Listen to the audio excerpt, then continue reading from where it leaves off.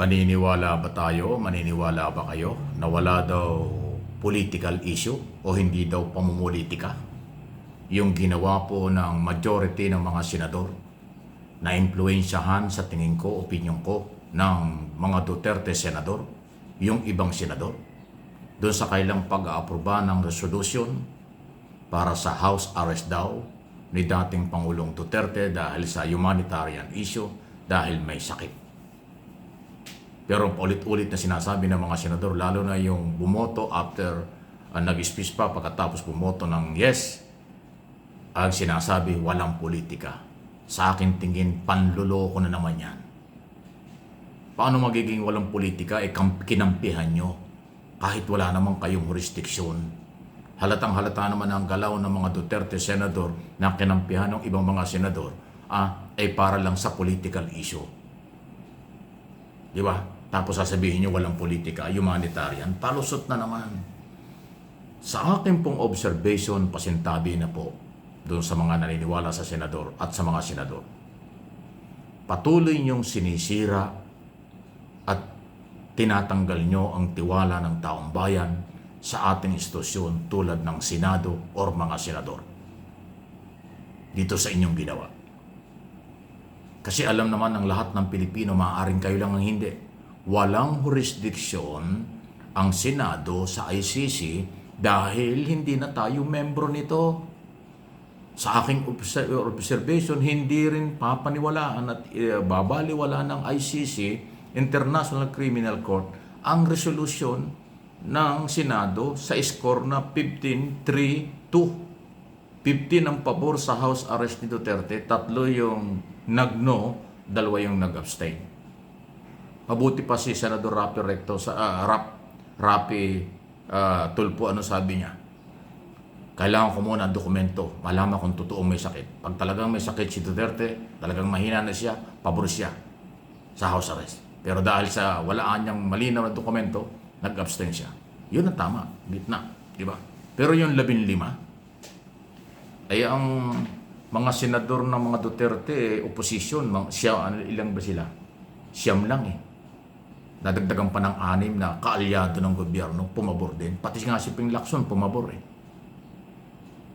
Tapos sasabihin, walang politika. Inililigtas lang niyo ang sarili niyo. Natakot kayo sa mga DDS? Hindi naman ganong karamihan yun. Kitang-kita mo naman sa mga rally, hindi nga makabuo ng 1,000. Napagdudahan pang may kinalaman sa kaguluhan doon sa rally sa Mindiola at saka sa Recto nung nakaraan. Di ba? Majority ng mga Pilipino sa mga survey ay pabor sa kalagayan ni Duterte para kanyang masagot ang kanyang kaso. Dahil yun ang tamang proseso. Ang tapang-tapang ni Duterte na nandito pa. Sasampalin daw niya, sisipain daw niya ng ICC. Hindi daw siya magpapahuli ng buhay sa ICC. Ginagalit pa niya ang gobyerno at kinakantsawan pa. Ang tagal-tagal na daw niyang gumagawa ng masama, hindi siya kinakasuhan. Ang tagal-tagal daw ng ICC, hindi siya inuhuli. Tapos ngayon mahulit, makulong eh. Nagdrama-drama lang, nakuha kayo. Kaagad ang gusto niyo, house arrest. Sino naman kayong mga senador? Ako'y nakinig ng mga speeches or speech ng mga senador nung kayo nagbubutuhan. Dadalawang senador ang napakinggan ko na mayroong malasakit sa libu-libong mga namatay. Si Risa Hontiveros lang at saka si Kiko Pangilinan. Ang nanindigang hindi dapat house arrest, dapat doon siya kanyang sagutin, harapin yung kaso. Dahil maraming buhay ang nawala nang walang due process. Ay yung ibang mga senador na pabor sa house arrest, sabi niya, due process daw, irespeto daw ang pagkatao ni Digong Duterte, irespeto raw ang dating Pangulo. Aba, bakit hindi niyo sinabi kay Duterte yan nung panahon na pinapatay ang mga Pilipino dahil sa war on drugs? Araw-araw ni pinapatay. Nasaan ka, Alan Cayetano? Speaker ka noon at secretary ka ng Department of Foreign Affairs. Alam mong labag sa batas yan. Human rights violation, abogado ka, hindi ka kumibo, pinabayaan mo. Tapos ngayon gusto mo yung karapatan ni Digong ipaglaban? Paano ang karapatan ng libong namatay? Nagtatanong lang po. Ikaw raw Mick Subiri, ikaw Robin Padilla, ikaw Marcoleta, ikaw sino pong maingay dyan? Villanueva, Estrada, kayo maiingay dyan eh. Hindi kayo nakatingin sa karapatan ng kawawang mga magulang, anak, kapatid, kamag-anak na tinukhang? Yun, talagang walang kalaban-laban. Until now, walang katarungan. Si Duterte na buhay pa, normal lang magkasakit ng may edad, pasintabi na. Awang-awa na kayo, gusto niyong isalba na kagad. Nung panahong pinapatay yung mga Pilipino, wala kayong sinabi, hindi niyo isinalba ang buhay nila. Tapos ngayong nililitis at binibigyan ng pagkakataon due process sa ICC dahil Pilipino ang nagreklamo sa ICC noong 2017 pa. Panahon ni Duterte, noon ay member pa tayo ng ICC. Wala kami narinig sa inyong awa sa mga naging biktima. Ngayon naaawa kayo sa akusado. Tapos sasabihin nyo walang politika, kalokohan. Kaalyado kayo ng mga Duterte, kaya pabor kayo sa house arrest. Yan ang aking observation at opinion. Ang hirap na nga ng buhay ng mga Pilipino, pinaglululoko pa ninyo eh. Biktima na nga kami mga Pilipino ng graft in corruption, na mga involved sa korupsyon. Tapos kayo gagawa ng ganyan. Unpopular pa rin ito. Hindi yan pabor sa majority.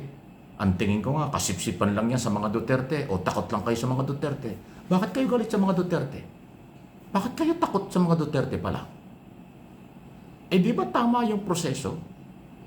Harapin na yung crime against humanity. Dahil kasi, rule of law international, hindi lang. Kaya hindi dito dinitis, kasi dito talaga mawawetwa siya nung panahon yun. Paano mo naman didemanda ang presidente ng mga panahon yun? Eh puro mura ang aabutin mo. Baka itukang ka pa niya pag nagpile ka ng kaso rito. Kaya doon nagtakbuhan. Kasi noong mga panahon yun, tumakbo sila ng ICC, kasi nga, member tayo. Doon sa mga, hanggang ngayon sarado ang kaisipan. Lagi nagtatanong, bakit daw dinila doon, nandito yung husgado. Kalokohan, kabubuhan yun. Ilang beses na pinaliwanag, hindi pa niya naintindihan. So, mga senador, panibagong paninira ninyo sa inyong sarili at sa inyong institusyon, sa aking observation at opinion, itong inyong resolution. Garbage resolution yan. Hindi yan papakinggan ng ICC. Alam niyo kung bakit? Kung ang ICC ay susunod sa mga political issue ng mga bansa kung saan meron silang ninilitis na mga head of state, pababaliwala ang ICC. Kaya nga, International Criminal Court, independent ang dating yan. Walang pakialam sa political issue sa lahat ng bansa at presidente at prime minister sa buong mundo. Ang kailang pinakikialaman ay mabigyan ng katarungan, mabigyan ng hustisya, ang paglabag sa karapatang pantao. Yun yun. Isipin mo kung maniniwala ang ICC sa resolution ng Pilipinas na i-house arrest Duterte, di lahat na lang na head of state na iimbestigahan nila at kakasuhan nila. Pag nag-file na resolution ang mga senador ng kanilang mga bansa kung saan manggagaling yon, susunod nila kasi president na ito. Kaya malabo yan. Malabo pa sa sabaw ng pusit. Malabo pa sa sabaw ng flooding o pagbaha dahil sa proponent na mga korap na politiko. Kaya tayo binaha. Madilim pa rin sa tubig baha ang resolusyong ito. Sa aking observation at opinion, pure publicity, gimmick, dahil takot kayo sa mga Duterte. Pero hindi kayo takot sa taong bayan. At wala kayong awa sa mga Pilipinong nawalan ng pamilya at buhay dahil sa tukang ng Duterte administration. Yun ang totoo. Walang fake dito.